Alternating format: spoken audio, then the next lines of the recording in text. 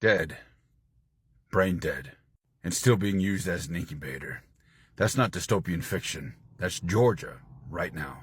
Adriana Smith, a 30-year-old nurse and mother, was pronounced brain dead. Her family begged to take her off life support. The state said no, because she was 9 weeks pregnant. Georgia's abortion law says embryos are people. So Adriana, a dead woman, had more legal obligation to a fetus than her family did to let her rest in peace. And here's the terrifying part. Project 2025 wants this nationally. No abortion pills, no emergency care, full control over your body, even in death. This isn't pro-life. This is forced birth at all costs. Adriana's body has been kept alive for 3 months because the state said so. If that doesn't anger you, it should. And that's the truth. Before I go in this workout facility, I heard a woman give an opinion, and I agree, and it sounds bad. Adriana, the Georgia woman who is being kept alive against her and her family's will because she was 9 weeks pregnant when she had like an aneurysm or a brain tumor, and she's like 22, 23 weeks now. I don't want that baby to survive. I do not want that baby to survive. It sounds harsh, but as a black woman, and the medical apartheid that we experience, they don't want a beautiful, healthy black baby around. This is an experiment. Our bodies are always put on the line to see if shit will work in the future. So for her, for other black women's sake, for all women's sake, I hope that baby do not fucking make it, because if that baby makes it, you bitches alive are no longer needed. I live in a red state, and let me just say that if I'm being used as an incubator and my family no longer gets to make the decisions, this is my public service announcement for a mob to storm the hospital and rip my body from those machines and throw it on the steps of Congress. We're not even human to them. We're not even human, right? We're just vectors to create able-bodied workers to help fund their genocides and their yachts and their mansions. This has nothing to do with babies and being pro-life, and it is all about control. Hey players, so this is Andrea Smith. She's from Georgia. She's a nurse and a mother. And unfortunately, she was declared brain dead over 90 days ago, back in February. Now, at that time, she was 9 weeks pregnant. But she's been kept alive this entire time because of Georgia's heartbeat law. This law is now forcing her family to keep her on life support as a human incubator. Let's talk about it. So according to Adriana's mother, she was nearly 9 weeks pregnant in early February when she started experiencing intense headaches. So she sought treatment at Northside Hospital but was released after being given medication. According to her boyfriend, the next morning he woke up and she was gasping for air in her sleep and making gurgling sounds. He called 911 and Adriana was taken to Emory Decatur, but later transferred to Emory University Hospital where she was a registered nurse. Ultimately, a CT scan revealed multiple blood clots in her brain. So the hospital staff asked her mother if she would agree to a procedure to relieve the pressure on her brain. She said yes, but they later called her back and said that they couldn't do it. She was then declared brain dead. Her family was by her side every day since, including her young son, who said, and they said that he believes that his mother is just sleeping. So now the family is not given the hard decision of taking her off of life support because she was 9 weeks pregnant. So she's being kept alive just so she could give birth to this baby. So last Tuesday, she was moved to Emory Midtown, where the family was told they were better equipped to handle her pregnancy. The plan now is to keep her alive until doctors believe the baby can survive outside of the womb, likely at 32 weeks gestation. She is currently 21 weeks. Now, this is being done strictly because of Georgia's heartbeat law that has limited exceptions. I mean, this is just absolutely absurd. Because she is brain dead and no longer considered a risk to herself, her medical treatment is legally required to maintain life support until the fetus reaches viability. They don't even know if the fetus is going to be blind or have any type of health issues. They don't know anything at this point, but she's being kept alive, and they are not allowed to make any decisions regarding this. This is absolutely disturbing, and I'm keeping this family in my thoughts and prayers. It's just sad, and something should be done about this, because this should never happen. Players, put your thoughts in the comments. It's Double D Mo for the Black Written. Let me say very simply, I want more babies in the United States of America. There's no future for her in any case. It's too much bleeding, they say. Her brain is gone, they say. But Matthew is just a vessel now, and the baby is all that matters.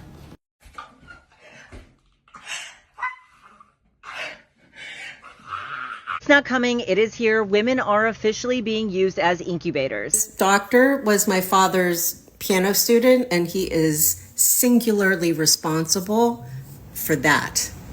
Dr. Peter Safar invented the trifecta of rapid intubation, advanced life support, and how we now do emergency medicine. He put a lot of that stuff into practice first. He's a boomer. By the 1980s, the definition of death changed, and it changed from cardiac death, where it should be, to brain death, which is horrible, horrible necromancy. We are at epigenetic impact now to our species. It's been enough generations. This is very, very, very messed up. This is what advanced life support looks like in medical imaging. This is a dead human. Advanced life support, it is only because of advanced life support and the standardization of resuscitation that we are in the mess that we are in right now. This is a dead human. Dead. Sadly, this is not the first time. This is an older article, but this review looked at 32 cases. There are so many risks to the fetus, including placental insufficiency. The placenta is the home of the fetus, including intrauterine growth restriction because there isn't enough blood flow, including prematurity, including brain damage, including hypoxia. That's suffocation. Hormonal risks to the body of the human on life support include whether or not estrogen and progesterone are being given appropriately, thyroid, cortisol, diabetes is a risk, and also fucking just sepsis, like actual rot. This fully disrupts the death process. Her soul is being kept in suspended animation, and whatever she believes has been fucked in favor of a 9-week-old pregnancy. It's reminding everybody again, the heart of a 9-week-old fetus is about the same as the brain of a dead human. Brain death and heartbeat bills go hand in hand, and it's because we have this belief in advanced life support, and every fucking hospital is bound by law to intervene at that level. And then when you add the law of whatever the fuck this heartbeat thing is, yeah, it's very upsetting. She's dead. The fetus is gestating in a dead body. Dead. How could you contemplate that as a miracle? Get off my page. When I tell you this man, Peter Safar, is singularly responsible for this, I mean that literally. Literally. His technology of advanced life support and the way that it has become part of the fabric of our culture, That is mimetics. This is how our genes change by how we operate, not by how we're programmed. And we now operate through brain death, not through cardiac death. We've completely inverted in a fucked up way. And evangelicals have now a understanding that life is somehow perceptible through devices, which is where we're getting these heartbeat bills. So the timing of Peter's technology being brought into practice during the Vietnam War, 60s and 70s, and then brought further into practice through his protocols for emergency medicine.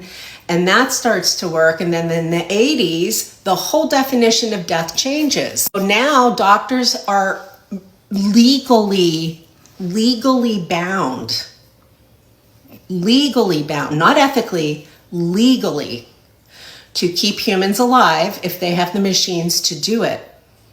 And that just makes all of these other beliefs that are rooted in belief easier to put into law, especially when it's white men running the show.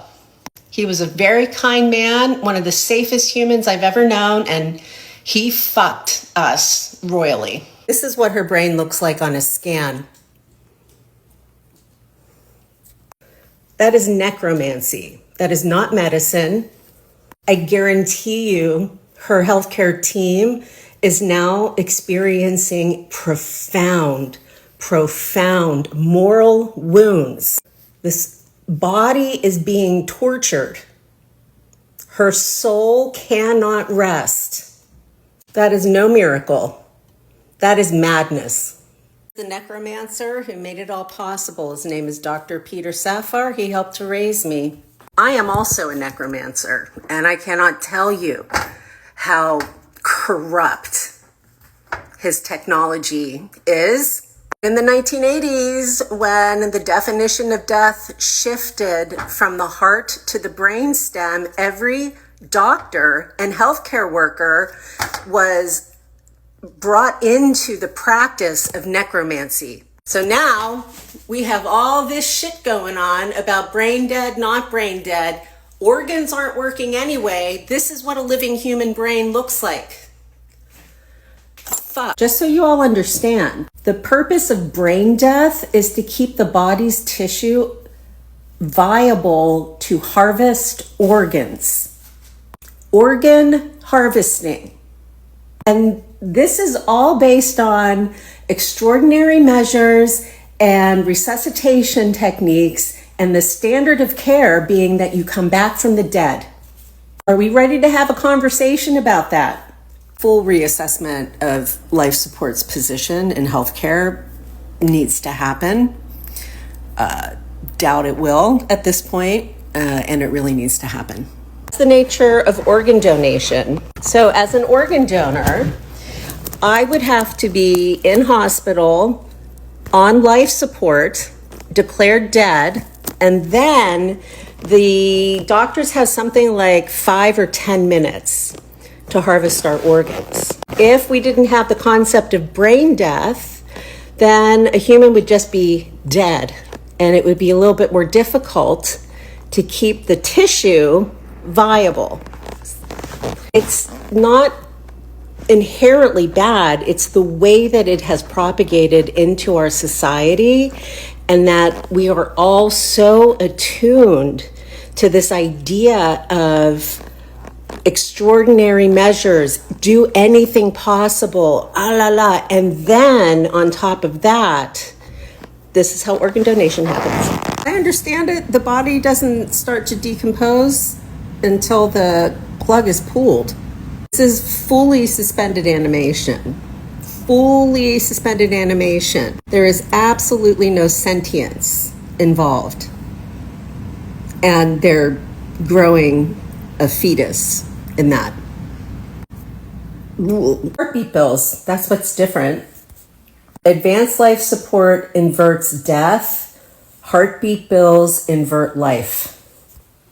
So life and sentience are not the same. As far as keeping her tissue working, that would fall into the realm of biotensegrity, or just the factors of our tissue. Tensegrity is how the machines are keeping her body functioning.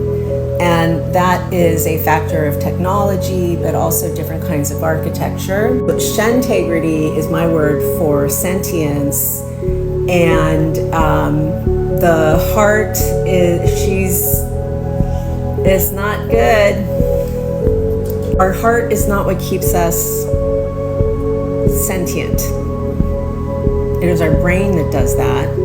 And once the heart stops feeding the brain, we're supposed to be dead. We are built to die when our heart stops, not when our brain stops. These are the people defending it. These are the people defending it. These are the people defending it. When Roe was overturned, this was fait accompli. This was already written.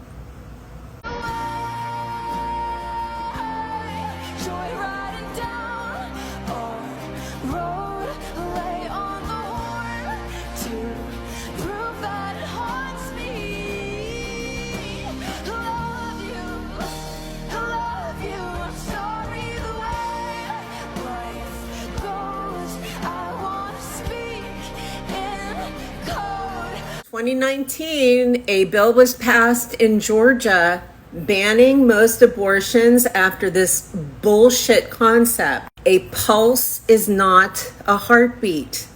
This is as corrupt a definition of life as brain death is a definition of death. Yes, brain death is a corrupt definition. Right now, she has the status of zombie. This is what her brain looks like on a scan. Okay? She is dead. Being forced onto life support because of the laws in Georgia. Because a law was passed in 2019, making it impossible to abort a fetus, even with a dead mother. This is a factor of a law that was passed in Georgia after Roe was overturned. This law went into effect in 2019. Women have already been dying and losing their fertility due to laws like this. Here we have now a logical conclusion. This is why it's such a big deal that Roe was overturned. This is an abomination to God, coming from an atheist. Her soul cannot rest.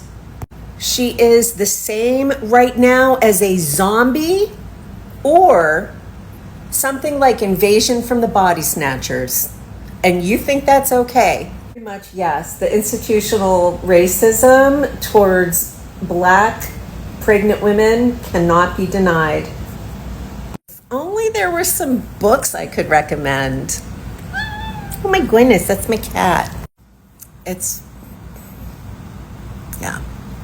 I would love to know how you would tell your child they gestated in a dead body. And secondly, I'm very sad to say that this is the law.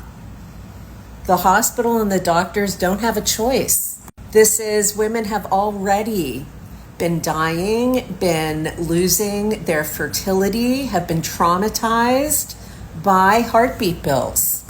Heartbeat bills are as violent as forced advanced life support. It's two sides of the same coin. Adriana Smith would be alive if she had been treated. She is a living child. She has a family that wants this to be resolving differently.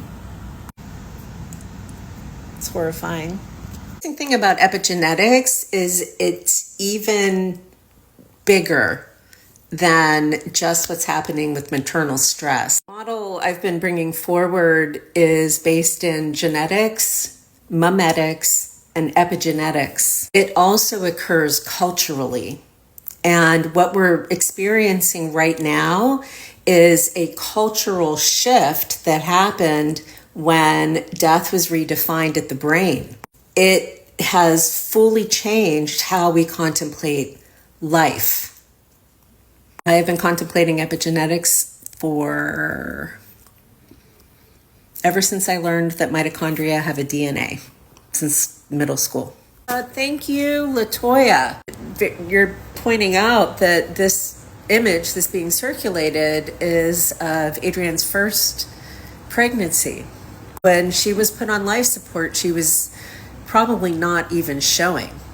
She was only 9 weeks pregnant. Thank you so much for pointing that out. Standard is if a machine is available, you go on the machine. That is the standard. You have to opt out. You opt out, like email spam. The epigenetic impact of the forced ventilation of the COVID pandemic on our species, if we're just now seeing how horrendous the epigenetic impact of changing the definition of death in the 1980s was. Never, ever, ever, never, ever take ethics out. Never, ever, ever, never. It's about the difference between being in a coma and being in death. Here's a living brain, comatose brain, dead brain. She's not in a coma, she's dead. She is dead. Dead. Her body is dead. Living human, dead human. Brain death exists as a designation in part because of the technology, but very much because there is an opportunity to harvest body parts. You sully the name of a god with that statement. I break it to you, but even Odin has compassion in his responsibilities over death. Support at the point of brain death exists so that doctors can harvest organs and body parts. Brain dead is dead. Answer here. This is the necromancer who invented the technology we're debating right now. He helped to raise me. His name's Peter Safar. What is happening to that woman absolutely is necromancy. Advanced life support at its essence is necromancy. And he knew it. The thing about experimentation, especially in the United States, is the history of it. The United States has a problematic history, especially in how we treat Black women. You can get pregnant using birth control, Lucas.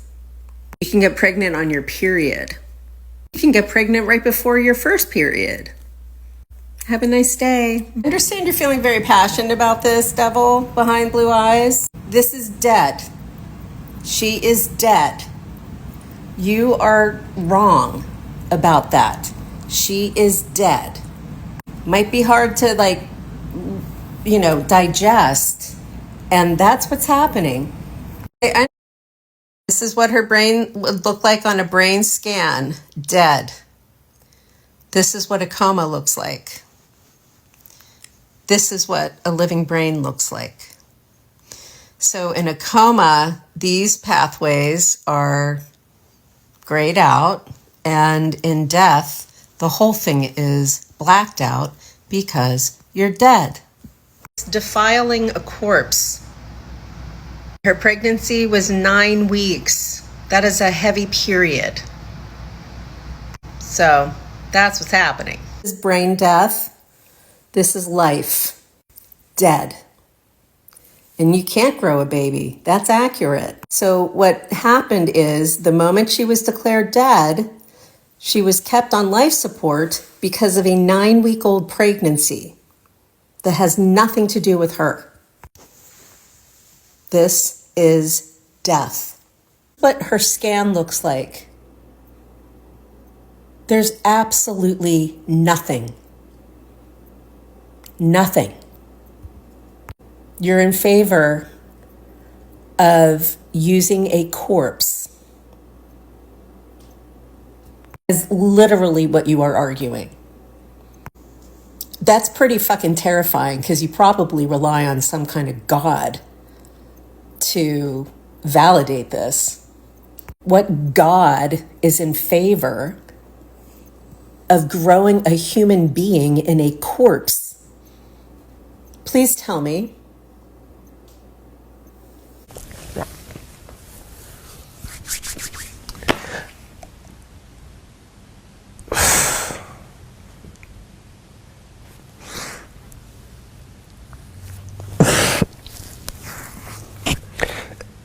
Opinion is on abortion. Life begins at conception. But about abortion specifically, why do you think abortion's wrong specifically? Well, you agree murder is wrong? I agree. Okay, so this is where we get to the question, right? Because what is it about murder you say is wrong? Like, why is murder wrong? Well, because it's a human being, not just because it has consciousness or because it's of a certain age, because it's a human. And what is it that gives human being this moral worth? Not its consciousness necessarily. I didn't say it's consciousness. I know that I can imagine it because it is a human being because it has a soul. And what is this soul? Where does this come from? This idea that it's... Exactly. I mean, again, the Greeks postulated that it is the entirety of your being. Okay, you guys can laugh. I mean, it's true. I mean, every civilization has had a different belief, but agreed upon ethical monotheism, which is the creed of the West and what the birth certificate of my country articulates, is that every human being is more than just matter, it's more than just a clump of cells, but it also has an invisible element to you that will live beyond you. Fine, so, I mean, can you say that comes from the Bible, or where else do you get that from? Ethical monotheism, which is the creed of the West. And again, the Declaration of Independence mentions God 4 times. The founders were explicitly believed, not in a secular morality, but a divinely given one, of at least this idea that there is a God and you are not him. And let me ask you, what is the first stage of human development? So I mean, this is the thing, right? We can take it from the sperm being generated in the father and the oocyte being generated in the mother, right? They fuse at birth, conception, sorry. The only thing that happens at conception is these 2 cells fuse. Right? No, DNA is created. A zygote. DNA is not created. A DNA, no, that's not true. The DNA, DNA coding at the zygote. Hold on, time out. I'll let you finish. Does a zygote have a unique marker? Charlie, DNA... Does a zygote have a unique marker? You have to let me speak. You have to... But answer it, yes or no. Does a zygote have a unique marker? Define a unique marker. Meaning, can you differentiate the DNA coding between the mother and the zygote if you examine it under a deoxyribonucleic acid analysis? Can you? Only purely because the addition comes from the father. Oh, so it is something different. Charlie, DNA is not created. DNA is not created. You have, the father has his own genome, the mother has her own genome. They fuse. This is why you have the same characteristics, similar ones to your mother, similar ones to your father. That's why you have similar characteristics to your siblings. DNA is not created, right? So when you ask me, where does a human being come from? I can say to you, it starts at conception, but all conception is these 2 cells joining, right? But these 2 cells were created, the mother cells were created long before, they were created when she was a fetus. So there's none of this DNA being produced, right? So we can't establish, the only thing that happens at conception is these two cells fuse. Now this idea that means that for some reason, suddenly that moral worth comes in, but it wasn't there before when you had these 2 cells who had half the DNA. But suddenly there's a correct. Yeah, something magical happens at that. It's not magical, Charlie. We know about this. Well, hold on. Charlie. Time out. Hold on. Charlie, I promise you, I'm not trying to score points. I'm not trying to score points on you. This is genuinely... We call it the miracle of life for a reason. We've not been able to yet replicate human life development outside of the womb. We call it the miracle of life because, yes, it's something beautiful, the ability to form a new... Magical. It's not... You say magical as in, oh, it's beautiful, it's an incredible thing that happens, of course. But it's not incredible in the sense we don't know what's going on. There's no new DNA coming out of nowhere. Hold on, but time out. Isn't there a separate DNA, though, than the mother? Like, yes, from the father. Okay, but it's not the father's DNA either. A new coding is created. Charlie, you are a blend of the 2. And so when did your life begin? Okay, so when did your life begin? I mean, again, this comes from what you define as where life starts. You can say life starts at conception, but I'm telling you, I believe that's just an arbitrary point, right? That's just the moment these 2 cells fuse. Now you say, about this mother thing. So the way DNA is arranged in a cell is it's arranged in chromosomes. Chromosomes are paired up, so you have one from the mother, one from the father, typically, in a healthy individual, right? Now, you can take those maternal chromosomes out and you can find that this is who the person's mother is, and you can do the same with the father. Now, the reason you are different to your mother and father is because some of those chromosomes express genes that are different from each other, and so those genes interact, and that's what gives rise to you, right? But there's no space for any kind of moral framework to come into that until you consider that a human being is capable of consciousness and of suffering. But if you take that out of the equation, the fact that these two DNA, whatever they call molecules, right? These two DNA molecules are fusing, that does not suddenly flip a switch that attributes moral worth to that individual.